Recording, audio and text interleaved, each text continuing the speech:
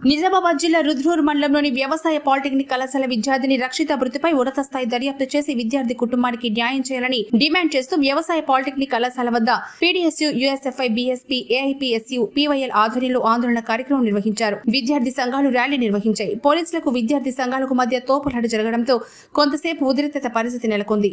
పోలీసులు విద్యార్థి సంఘాల నాయకులను అరెస్ట్ చేసి వారిని పోలీస్ స్టేషన్ కు తరలించారు.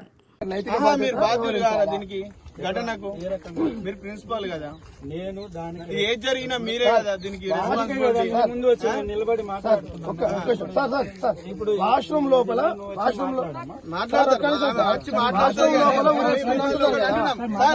మీరు ఒక నిమిషం మీరు బాధ్యత రాజీనామా చేయండి సార్. మీరు రాజీనామా చేసి వెళ్ళిపోండి సార్. మీరు విధుల్లో ఉన్నప్పుడు జరిగిన నిర్లక్ష్యానికి మీరు బాధ్యత